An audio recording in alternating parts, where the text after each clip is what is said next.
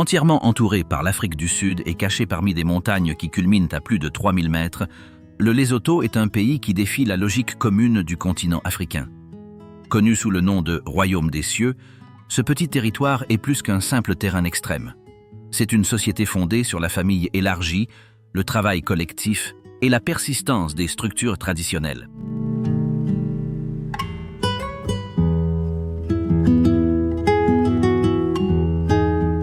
La majorité de sa population vit dans des zones rurales où l'on pratique l'agriculture de subsistance et le pâturage. Les femmes assument des responsabilités centrales dans la gestion du ménage, la production et la transmission culturelle, notamment en raison de la migration de main-d'œuvre masculine vers l'Afrique du Sud. Les maisons en terre, la langue Sesotho, les couvertures traditionnelles et les rituels communautaires continuent de définir la vie quotidienne. L'un des aspects les plus représentatifs est la lobola, un système de dot qui accompagne les unions matrimoniales. Il peut s'agir de bétail, d'argent ou, dans certains cas particuliers, de diamants.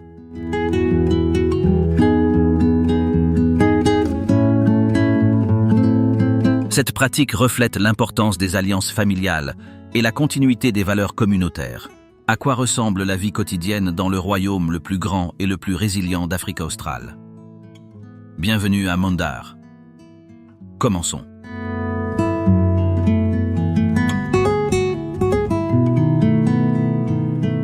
Lesotho.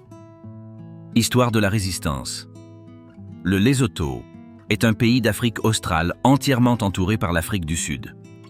Avec une superficie d'environ 30 355 km², il fait partie des plus petits États du continent. Son histoire politique, sa structure institutionnelle et sa culture interne lui confèrent une identité distincte de ses voisins régionaux. L'une des caractéristiques les plus distinctives du Lesotho est la continuité de ses institutions traditionnelles, même après la période coloniale. Contrairement à de nombreux États africains, le pays a conservé une forme de gouvernement qui combine l'autorité traditionnelle avec des structures démocratiques modernes. Cela se reflète dans son système politique actuel, une monarchie parlementaire dans laquelle le roi exerce des fonctions symboliques, tandis que le Premier ministre est élu au suffrage universel. Le pays a obtenu son indépendance du Royaume-Uni en 1966, après avoir été un protectorat britannique connu sous le nom de Basutoland. Tout au long du XIXe siècle, le Lesotho a résisté au processus de colonisation directe grâce au leadership de Moshoeshoe Pwadji, qui a réussi à unifier divers clans dispersés en un seul royaume. Pour y parvenir, il a utilisé des stratégies de négociation, d'alliance et de défense territoriale, établissant son centre politique sur le plateau de Taba Bosiu. Le choix de Taba Bosiu comme siège du pouvoir n'était pas seulement stratégique, mais aussi symbolique. Le plateau offrait une protection naturelle et devenait un emblème de souveraineté.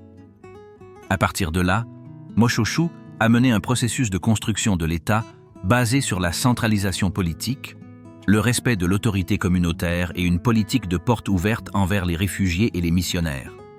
Durant la période coloniale, les relations avec l'Empire britannique étaient exceptionnelles dans le contexte africain. Le Lesotho n'a pas été administrativement absorbé par l'Afrique du Sud et n'a pas subi de colonisation directe. Ce statut de protectorat lui a permis de préserver sa langue, sa monarchie et ses pratiques juridiques coutumières. Le Sesotho, la langue nationale, est resté le principal vecteur d'éducation et d'identité. Le Lesotho compte actuellement une population de près de 2,2 millions d'habitants. La majorité appartient au groupe ethnique Basotho et vit dans des zones rurales où prédomine l'agriculture de subsistance, l'élevage et le commerce local. Maseru, la capitale, concentre les services gouvernementaux, le commerce et les infrastructures urbaines les plus développées. L'économie du pays présente de fortes dépendances structurelles. Le Lesotho est un pays enclavé et son commerce, ses transports et son intégration régionale sont étroitement liés à l'Afrique du Sud. L'un des piliers économiques les plus importants est constitué par les transferts de fonds effectués par les travailleurs migrants, principalement ceux employés dans les mines sud-africaines. Cette migration de main-d'œuvre a influencé la configuration familiale, les rôles de genre dans les ménages et le développement économique local. Une autre source de revenus est le Lesotho Highlands Water Project, LHWP, qui transfère l'eau des montagnes du pays vers les zones urbaines d'Afrique du Sud. Cet accord représente une source importante de recettes fiscales, même si les bénéfices sont répartis de manière inégale. Le projet a également généré des tensions sociales, notamment dans les communautés déplacées par les travaux d'infrastructure. Sur le plan culturel, le Lesotho présente une cohésion remarquable. Les structures familiales élargies, le respect des aînés, la vie communautaire et les rituels collectifs restent fondamentaux. La langue sesotho est largement utilisée dans la vie quotidienne, l'enseignement primaire et les cérémonies, malgré le statut co-officiel de l'anglais. Le système éducatif formel coexiste avec des pratiques de transmission orale des connaissances, notamment dans les zones rurales. La musique, les chants, les danses et les proverbes demeurent des véhicules essentiels pour l'enseignement des valeurs et la préservation de la mémoire historique. La religion prédominante est le christianisme, avec une forte présence d'églises protestantes et catholiques. Cependant, dans de nombreuses zones rurales, les croyances traditionnelles liées aux ancêtres, à la terre et au cycle naturel restent actives, générant un syncrétisme spirituel caractéristique du pays. Le Lesotho est confronté à d'importants défis structurels en matière de santé, d'éducation, d'infrastructures et d'emploi. Les difficultés d'expansion des services publics ne découlent pas seulement de limitations économiques, mais aussi de facteurs géographiques et climatiques, qui seront abordés dans le chapitre suivant.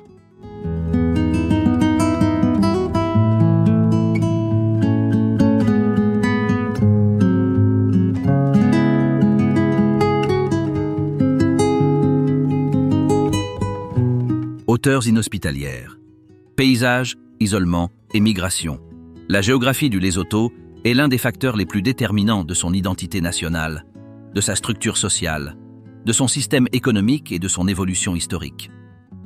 Située à une altitude de 1400 mètres au-dessus du niveau de la mer, la topographie du pays est dominée par des montagnes escarpées, des hauts plateaux, des vallées profondes et des voies navigables à débit variable. Ces caractéristiques le rendent non seulement géographiquement unique sur le continent africain, mais ont également influencé directement son modèle de peuplement, sa mobilité interne, son accès aux services et son système de défense. Le Lesotho est divisé en 3 principales régions physiographiques. Les basses terres occidentales, qui s'étendent de 1400 à 1800 mètres, les hauts plateaux centraux, qui dépassent les 2000 mètres, et les montagnes de l'Est, qui atteignent des altitudes supérieures à 3000 mètres. Cette dernière zone fait partie du système montagneux Maloti, relié au Drakensberg, et constitue l'épine dorsale naturelle du pays. Le point culminant du Lesotho est le pic Tabana Ntleniana, à 482 mètres, le plus haut sommet d'Afrique australe. En revanche, le point le plus bas, situé dans le lit de la rivière Senke, se situe exactement à 1400 mètres. Cette uniformité altimétrique fait du Lesotho le seul pays au monde dont l'altitude minimale dépasse déjà le seuil de montagne reconnu internationalement. Le climat, étroitement lié à l'altitude, est froid pendant une grande partie de l'année. Les températures hivernales peuvent descendre en dessous de 10 degrés dans les zones de montagne. La neige est fréquente entre mai et août, tandis que les étés connaissent de fortes précipitations. Ce modèle climatique alpin contraste fortement avec la prédominance des climats tropicaux ou secs dans d'autres régions de l'Afrique subsaharienne. Ces conditions climatiques et topographiques ont des conséquences structurelles sur les infrastructures et les transports. De nombreuses routes sont construites sur des pentes raides, avec des virages étroits, sans garde-corps ni signalisation adéquate. Des itinéraires comme celui reliant Maseru à Mokotlang ou le col de Sani sont considérés comme parmi les plus difficiles du continent. Ce dernier, qui relie le Lesotho à l'Afrique du Sud, monte par un chemin de terre jusqu'à plus de 2800 mètres. Les conditions météorologiques, combinées au terrain accidenté, font de cet itinéraire un itinéraire risqué, nécessitant des véhicules 4x4. Historiquement, cette géographie a également agi comme une défense naturelle. Au cours du XIXe siècle, le chef Moshoeshoe Aye établit sa base sur Taba Boziou, un plateau entouré de falaises naturelles. Son emplacement lui permettait de repousser les attaques des clans voisins et des forces étrangères. Ce choix stratégique était crucial pour maintenir l'autonomie du royaume Basotho et consolider son territoire face à la pression extérieure. La géographie n'était donc pas seulement un obstacle physique, mais un outil de souveraineté. Le relief a également influencé la répartition de la population. La plupart des colonies sont situées dans les régions occidentales et centrales, où les vallées fertiles permettent une certaine activité agricole.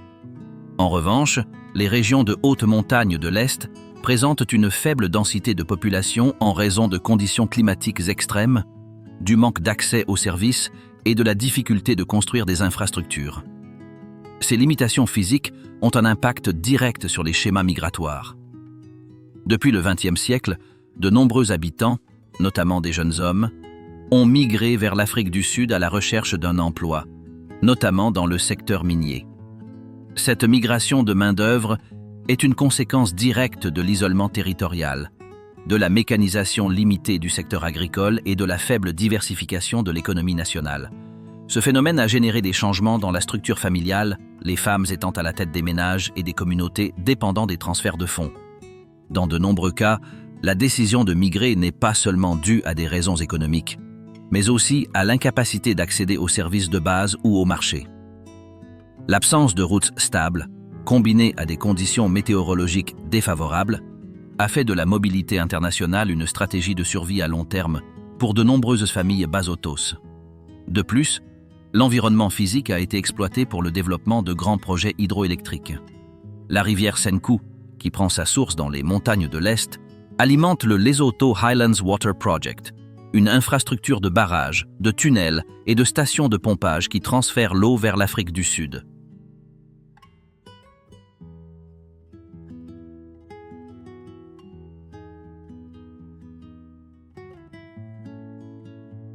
Complote du quotidien. Communauté, rituels et transmission culturelle. La culture traditionnelle du Lesotho est étroitement liée à sa structure sociale, à l'environnement montagneux du pays et à son histoire d'organisation communautaire. La majorité de la population appartient au groupe ethnique Basotho, dont la langue, les coutumes et les valeurs ont été continuellement transmises. Les pratiques culturelles prédominent dans les zones rurales, où la vie quotidienne s'articule autour de la famille élargie, du travail collectif et du lien spirituel avec la terre. L'un des aspects centraux est la continuité intergénérationnelle des coutumes. Le Lesotho a conservé une cohésion culturelle remarquable, en partie grâce à son isolement géographique, qui a favorisé la préservation des rituels collectifs, des structures familiales traditionnelles et des normes communautaires. L'organisation sociale est basée sur la famille élargie, composée des parents, des enfants, des grands-parents, des oncles et des cousins. Les décisions importantes sont prises collectivement, les anciens étant les figures d'autorité. Ils servent de médiateurs dans les conflits, distribuent les terres communales et transmettent les connaissances sur le clan et l'environnement naturel. Dans les villages ruraux, les activités commencent à l'aube. Les femmes sont responsables de la préparation des aliments, de l'allumage du feu et de la coordination des tâches ménagères, tandis que les hommes s'occupent de l'élevage et de l'agriculture. Les enfants collaborent dès leur plus jeune âge à des tâches simples comme ramasser du bois de chauffage, prendre soin de petits animaux ou transporter de l'eau. Les habitations traditionnelles, appelées rondavels, sont des structures circulaires faites de boue et de pierre avec des toits de chaume. Dans les communautés sans accès aux services de base, aller chercher de l'eau et cuisiner à l'extérieur font partie de la routine. Les aliments comprennent généralement du maïs, du sorgho, des haricots et des légumes provenant des jardins familiaux. Le calendrier agricole détermine une grande partie de l'organisation sociale. Lors des semis, les familles préparent ensemble les champs. Au moment de la récolte, ils récoltent les produits et célèbrent avec des repas communautaires et des actes rituels. Ces pratiques renforcent la solidarité interne et le sentiment d'appartenance. Les vêtements traditionnels ont également une valeur identitaire. La couverture Basotho, une couverture épaisse utilisée par les hommes et les femmes, est courante dans les régions froides. Les motifs varient selon le clan, l'état matrimonial ou l'étape du cycle de vie et sont utilisés lors de cérémonies telles que les mariages, les funérailles et les rituels publics. Les rites d'initiation marquent des transitions sociales importantes. Pour les hommes, cela comprend des périodes d'isolement dans des zones montagneuses où des enseignements sur les normes communautaires, la spiritualité et les obligations sociales sont dispensés. Ces pratiques, bien que réglementées, sont encore présentes dans certaines régions. La musique et la danse accompagnent les moments clés du cycle de la vie: naissance, mariage, funérailles, cérémonies agricoles et fêtes religieuses. Les danses de groupe, avec mouvements rythmiques et accompagnement vocal, s'apprennent dès l'enfance par l'observation et la participation. Les cérémonies agricoles reflètent le lien symbolique entre la communauté et le territoire. Au début des semailles, des danses, des prières et des offrandes sont effectuées pour demander la fertilité. À la fin des récoltes, des actes d'action de grâce sont organisés. La terre est considérée comme un patrimoine spirituel qui doit être protégé. La langue Sesotho est un canal essentiel de transmission culturelle. À travers elle, des proverbes, des chansons, des histoires de famille et des normes sociales sont communiquées. Bien que l'anglais soit co-officiel, le Sesotho prédomine dans les contextes informels, familiaux et cérémoniels. Dans la sphère religieuse, le christianisme coexiste avec les pratiques traditionnelles. De nombreuses personnes fréquentent les églises protestantes ou catholiques, tout en préservant des rituels tels que les invocations aux ancêtres ou l'utilisation d'objets symboliques. Les sangomas, guérisseurs traditionnels, sont consultés pour des problèmes physiques ou spirituels. Les funérailles sont des événements d'une grande importance pour la communauté.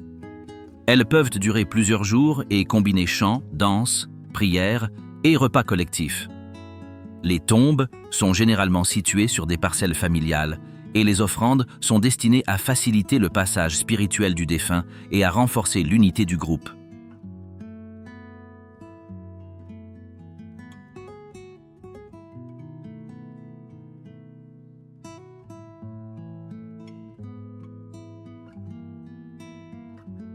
Femmes au Lesotho. Unité familiale, éducation et durabilité communautaire. Le rôle des femmes dans la société du Lesotho a toujours été fondamental à tous les niveaux de la vie communautaire. Dans un pays essentiellement rural et montagneux, les femmes ont assumé des rôles clés dans la production agricole, la transmission culturelle, l'éducation, la gestion du ménage et l'organisation sociale.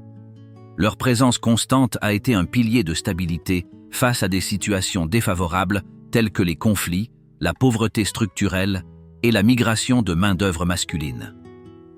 Dans les zones rurales, où vit la majorité de la population, de nombreuses femmes dirigent les ménages en raison de l'émigration prolongée des hommes vers les mines d'Afrique du Sud, un phénomène qui perdure depuis le XXe siècle. Dans ce contexte, elles sont responsables de l'agriculture, de l'éducation des enfants, de la gestion du ménage et de la prise de décision quotidienne. Bien que non institutionnalisé, ce modèle a créé une structure matrifocale de facto. Les femmes travaillent sur les parcelles familiales où elles cultivent du maïs, du sorgho, des légumineuses et des légumes. Elles sont également chargées de prendre soin du petit bétail, de collecter l'eau et le bois de chauffage et de conserver les aliments. Ces tâches assurent la subsistance quotidienne et maintiennent la sécurité alimentaire, en particulier dans les régions où l'accès aux marchés et aux infrastructures est limité. Sur le plan social, ils soutiennent des réseaux de coopération communautaire qui leur permettent d'aborder collectivement les travaux agricoles, les fêtes, les funérailles et les urgences. Ces structures informelles assurent un degré important de résilience en l'absence de services publics adéquats. Dans le domaine éducatif, les femmes jouent un rôle fondamental, tant au sein du foyer que dans la communauté. Ils transmettent des règles de respect, la langue Sesotho, des chants traditionnels, des connaissances agricoles et une sagesse spirituelle. Cette formation est basée sur la répétition, l'observation et la participation pratique. Dans de nombreux cas, elle complète ou précède l'éducation formelle, en particulier dans les zones à faible couverture institutionnelle. Dès leur plus jeune âge, les enfants participent à des tâches domestiques légères, ramasser du bois de chauffage, prendre soin des petits animaux, aider à préparer la nourriture et observer des rituels. Les filles sont guidées par leur mère dans les tâches ménagères. Ce système d'apprentissage collectif renforce l'identité du groupe et transmet des compétences adaptées au milieu rural. De nombreuses femmes exercent également un leadership spirituel. Ils agissent comme guérisseurs, sages-femmes, médiateurs rituels ou guides dans les cérémonies locales. Ils ont des connaissances sur les plantes médicinales, les techniques de protection et la gestion émotionnelle. Bien que le leadership religieux formel soit généralement exercé par les hommes, les femmes conservent l'autorité spirituelle au sein de leur communauté. Un exemple de leur participation aux expressions culturelles est le mokibo, une danse traditionnelle exécutée lors de célébrations ou de rites de passage. Exécutée en groupe, avec des mouvements rythmiques du torse et des épaules, elle possède une composante identitaire et symbolique qui réaffirme le lien avec les valeurs ancestrales. La structure familiale permet des modèles polygames dans certaines régions. Dans ces cas, les femmes collaborent aux tâches domestiques et communautaires, avec des hiérarchies internes où les épouses plus âgées agissent comme mentors. Rejoindre une famille polygame implique généralement des accords entre les familles et la participation des femmes concernées. Ce n'est pas une imposition automatique. La pratique du lobola, ou dot de mariage, concerne également les femmes. Les mères et les tantes des deux côtés participent à la négociation, à la préparation rituelle et à l'orientation de la nouvelle mariée. Leur rôle s'étend au-delà de la cérémonie, assurant l'intégration sociale et culturelle du couple. Durant les conflits du XIXe siècle, de nombreuses femmes se réfugièrent avec leurs enfants dans des grottes difficiles d'accès, cherchant à se protéger des invasions. Dans certaines de ces zones, des vestiges matériels ont été découverts qui indiquent une occupation prolongée, tels que des peintures rupestres et des outils ménagers. Ces résultats reflètent la capacité des femmes à protéger la vie communautaire dans des conditions extrêmes.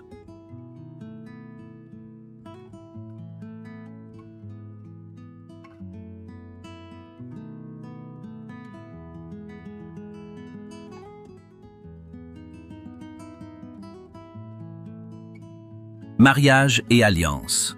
Lobola et rituel d'union familiale. Le lobola est une pratique matrimoniale traditionnelle profondément enracinée dans la culture Basotho et dans d'autres communautés d'Afrique australe. Il s'agit de la remise d'une dot par la famille du marié à la famille de la mariée dans le cadre des fiançailles officielles. Cette dot peut inclure du bétail, de l'argent, des biens matériels et, dans certains contextes, des pierres précieuses. Culturellement, la lobola n'est pas considérée comme une transaction financière, mais plutôt comme un acte de respect, de gratitude et de renforcement d'une alliance entre les familles. Au Lesotho, le lobola est encore très répandu, en particulier dans les zones rurales. Bien qu'il ait évolué, il conserve une forte valeur symbolique. Il ne s'agit pas d'un achat de la femme, mais plutôt d'une reconnaissance de sa famille pour son éducation. La dot est donnée collectivement, ce qui renforce le caractère familial du mariage. La négociation est un processus formel qui peut durer plusieurs jours. Cela commence par une visite de la famille du marié, accompagnée d'un porte-parole ou d'un médiateur, au domicile de la mariée. Les conversations suivent des protocoles rituels, avec des salutations cérémonielles, des échanges de nourriture et des discussions sur le contenu de la dot. Sa forme et sa quantité sont adaptées aux conditions économiques des deux familles. Traditionnellement, la dot est constituée de bétail, notamment de vaches, symbole de fertilité et de stabilité. Dans les régions proches des zones minières, certaines familles ont incorporé de l'argent ou des pierres précieuses, comme des diamants. Ces variantes répondent à des contextes spécifiques et ne constituent pas une règle générale. Dans de nombreux cas, la remise de la lobola précède le mariage religieux ou civil. D'un point de vue traditionnel, cet acte officialise l'union. Même si la cohabitation peut commencer plus tard, le lien entre les familles est déjà considéré comme établi. La cérémonie officielle peut avoir lieu plus tard, mais sa légitimité sociale est liée à l'accomplissement de la lobola. Le cadre juridique du Lesotho reconnaît le lobola dans le droit coutumier, qui coexiste avec le droit civil. Cette coexistence confère des effets juridiques au mariage traditionnel, à condition qu'il ne viole pas les principes constitutionnels. Dans les contextes urbains ou migratoires, des modalités plus flexibles peuvent être adoptées, comme le paiement échelonné ou la substitution de biens à l'argent liquide. Lobola influence également l'organisation familiale après le mariage. Son accomplissement détermine la reconnaissance des enfants au sein de la lignée paternelle et permet une certaine participation de la famille du mari aux décisions clés. Ces dynamiques sont comprises comme faisant partie d'une alliance familiale élargie et non comme une interférence. Les femmes participent activement à l'ensemble du processus. Les mères, les tantes et les grandes-mères participent à la préparation de la cérémonie, conseillant le couple et l'accompagnent durant les premières années de la vie conjugale. Dans les familles polygames, les épouses plus âgées peuvent jouer un rôle dans l'intégration des nouveaux membres. Avant la lobola, il existe des pratiques sociales qui anticipent l'union. Les relations de cours sont observées par les familles qui évaluent la compatibilité, le caractère et les antécédents des personnes impliquées. Lorsque la relation est consolidée, une présentation informelle du marié, connue sous le nom de Ho Lefa Bofelo, est faite, qui exprime l'intention de formaliser le lien. Dès la naissance, certains rituels marquent l'inclusion sociale des enfants, notamment des filles. Dans de nombreuses communautés, des prières ou des bénédictions sont dites en présence des anciens, et la fille est symboliquement présentée à la famille élargie. Ces actions renforcent l'appartenance sociale dès le plus jeune âge.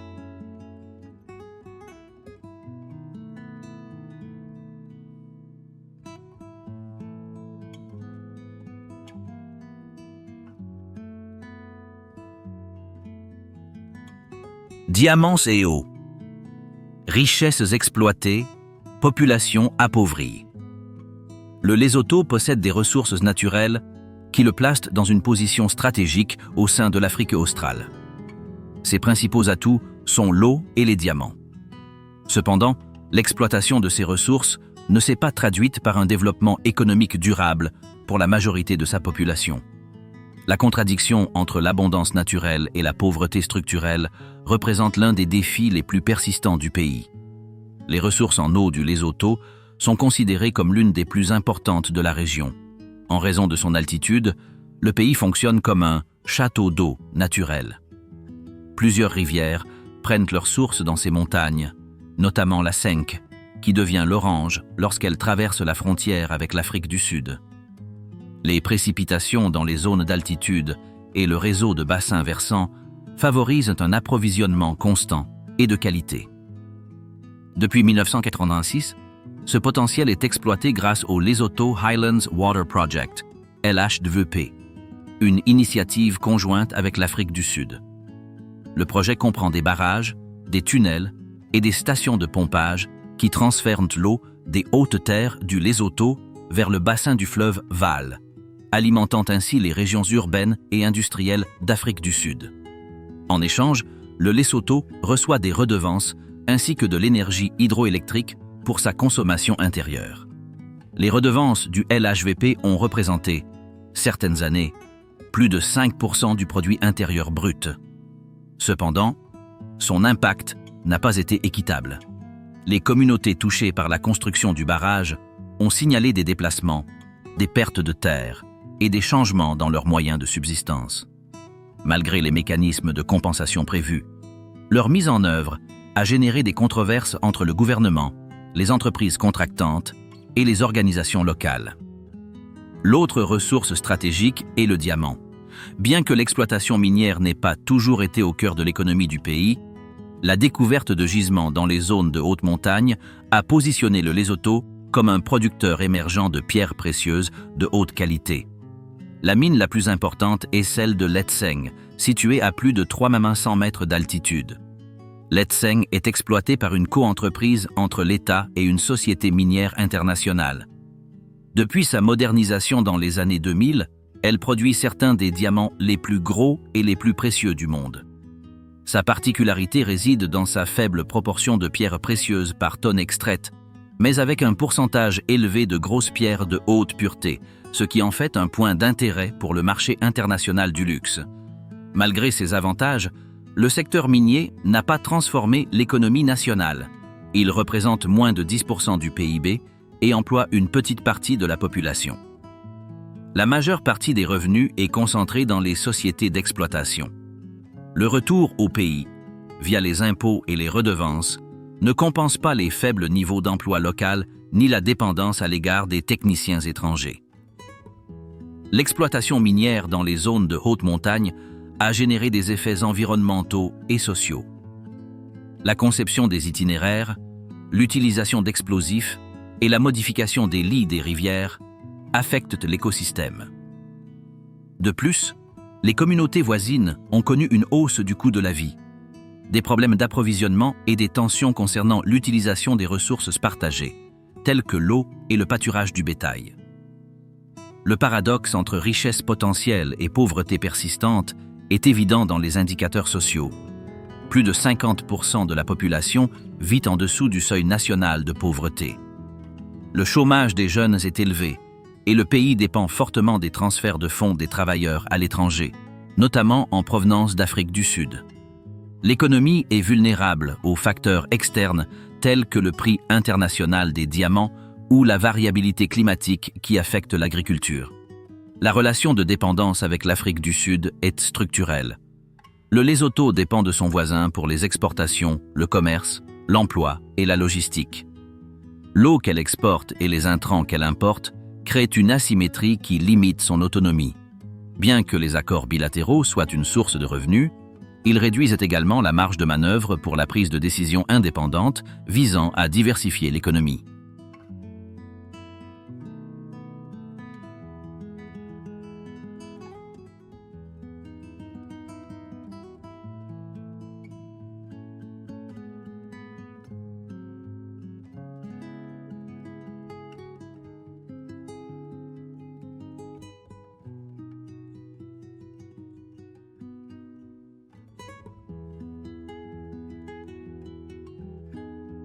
Mémoire et croyances. Légendes, peintures et spiritualité vivante au Lesotho.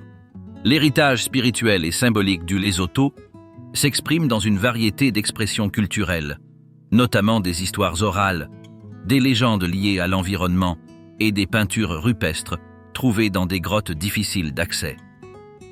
Ces éléments forment une mémoire collective non écrite qui articule l'histoire, la spiritualité et l'identité du peuple Basotho. L'un des sites les plus représentatifs est la région de l'Ifofung, au nord du pays. Il y a un abri sous roche avec des peintures attribuées au peuple San, les habitants originels de l'Afrique australe qui ont précédé l'expansion bantoue. Les représentations montrent des scènes de chasse, des figures humaines stylisées et des animaux en mouvement. Fabriqués avec des pigments naturels, ils ont été préservés grâce à leur stabilité environnementale et à leur emplacement éloigné. Bien que leur origine soit antérieure au royaume Basosso, de nombreuses communautés les interprètent aujourd'hui comme faisant partie de leur héritage spirituel. Ces images servent de point de départ à des récits oraux qui renforcent le lien avec les ancêtres et le territoire. D'autres sites comme Habaroana et Malealea présentent des découvertes similaires, figures géométriques, personnages en action et animaux. Dans certains cas, ces peintures ont été réinterprétées dans des récits contemporains. Une tradition orale attribue sa création aux femmes qui, lors des conflits armés, se sont réfugiées dans les montagnes, laissant des traces symboliques sur les murs de pierre. Au cours du XIXe siècle, les femmes et les enfants cherchaient refuge dans des grottes pendant les guerres entre le royaume Basotho et les forces extérieures. Certains témoignages affirment qu'ils sont restés cachés pendant des mois, ne sortant que la nuit pour récolter de la nourriture. Des traces ont été retrouvées dans plusieurs grottes qui, sans datation précise, renforcent ces mémoires communautaires utilisées aujourd'hui comme des histoires de résistance, d'ingéniosité et de solidarité. Un site imprégné de symbolisme spirituel est la cascade Maletsunyan de 192 mètres, située à Semonkong. Outre son attrait naturel, il est associé à des histoires de voix émergeant du canyon la nuit. Certains interprètent ces sons comme les gémissements des anciens habitants. D'autres les considèrent comme des manifestations invisibles. Quelle que soit la version, Il est considéré comme un lieu de respect et certaines coutumes locales déconseillent de traverser la zone à certaines périodes.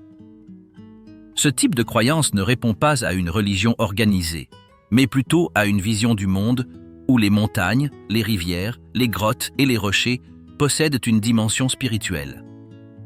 Ces éléments influencent les pratiques quotidiennes telles que l'emplacement des habitations, la cueillette des plantes médicinales et l'accomplissement des rituels familiaux. Certaines familles font des offrandes symboliques sur des sites considérés comme énergétiquement significatifs. Dans ce contexte, les Ngaka, guérisseurs traditionnels, agissent comme médiateurs entre le monde visible et invisible. Ils sont consultés pour des raisons physiques, émotionnelles ou spirituelles. Leur travail comprend l'interprétation des rêves, la lecture des signes naturels et la prescription d'actions rituelles. Leur savoir est transmis par héritage ou par un apprentissage prolongé, et leur autorité repose sur la reconnaissance communautaire. Bien que le christianisme soit la religion prédominante au Lesotho, avec une forte présence protestante et catholique, il n'a pas supplanté les croyances traditionnelles. Au lieu de cela, un syncrétisme s'est établi qui permet la coexistence des deux. Il est courant d'assister à la messe et, en même temps, de consulter un Ngaka ou de faire des offrandes lors de cérémonies ancestrales. Ce syncrétisme se reflète dans les rites de passage. Les funérailles combinent des prières chrétiennes avec des chants traditionnels et des offrandes matérielles. Certains mariages intègrent des éléments religieux et des rituels hérités, sans être perçus comme contradictoires. Cette coexistence reflète une vision intégrée du spirituel, du communautaire et du naturel. Le système éducatif a commencé à intégrer cette dimension symbolique à travers des visites de sites patrimoniaux et des activités visant à faire revivre les légendes sésotos. Cependant, la transmission principale se produit dans les espaces familiaux. Les grands-mères et les aînés enseignent des chants, des histoires et des normes liées au paysage et à la mémoire. Maintenant, une pédagogie orale intergénérationnelle.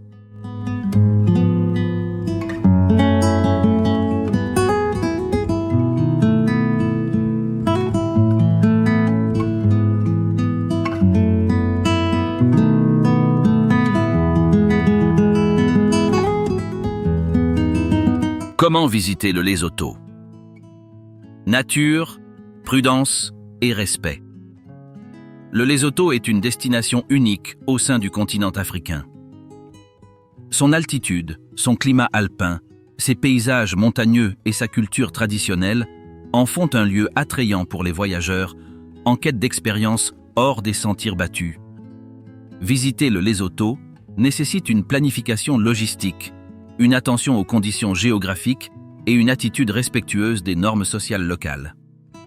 L'accès principal au pays se fait depuis l'Afrique du Sud.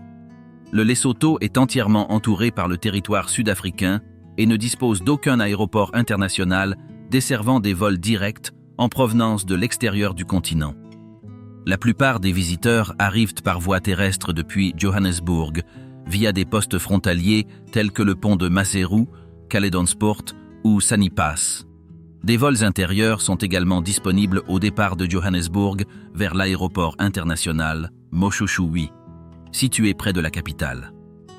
Le poste frontière le plus fréquemment utilisé est le pont de Maseru, en raison de sa connexion directe avec la capitale.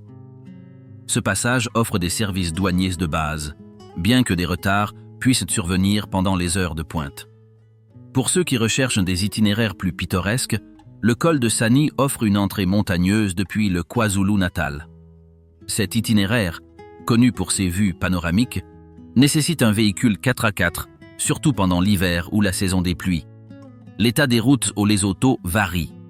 Les principales routes goudronnées reliant Maseru aux villes telles que Hlotse, Mafeteng et Tabatseka peuvent être utilisées par des véhicules conventionnels.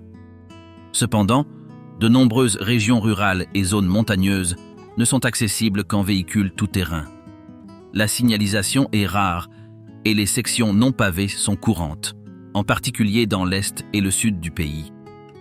Pendant la saison des pluies, d'octobre à mars, certaines routes peuvent devenir impraticables en raison d'inondations, de glissements de terrain ou d'érosion.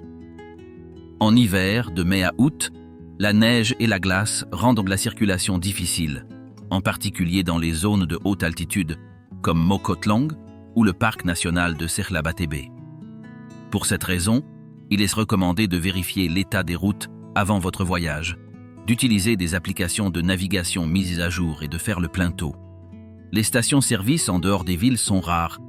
Il est conseillé d'emporter des pneus de secours, des outils de base et des fournitures en cas de retard. La couverture de téléphonie mobile est inégale. Il peut donc être essentiel de disposer de moyens de navigation et de communication alternatifs, en particulier dans les zones montagneuses. Les transports publics au Lesotho reposent sur des taxis partagés et des minibus informels, reliant les villes. Ces véhicules n'ont pas d'horaire fixe ni d'itinéraire strict. Bien qu'ils soient un peu coûteux, ils peuvent être difficiles à utiliser pour ceux qui ne parlent pas le Sesotho ou qui ne connaissent pas le système local. Pour explorer des espaces naturels ou des villages reculés, il est préférable de louer un véhicule privé ou de faire appel à des guides qui proposent le transport inclus. L'hébergement est varié. À Maseru, des hôtels de base avec des équipements tels que l'électricité, l'eau chaude et Internet sont disponibles, dont le prix varie de 15 à 30 USD par nuit. Dans les zones rurales, les options sont limitées, mais il existe des initiatives de tourisme communautaire qui proposent un hébergement dans des maisons familiales ou des chalets gérés par des coopératives locales. Ces options permettent un contact direct avec la vie quotidienne et génèrent des revenus pour les communautés d'accueil. Le Lesotho n'est pas une destination touristique, ce qui permet une expérience plus authentique, mais exige également une attitude responsable de la part du visiteur. L'impact environnemental et culturel doit être minimisé.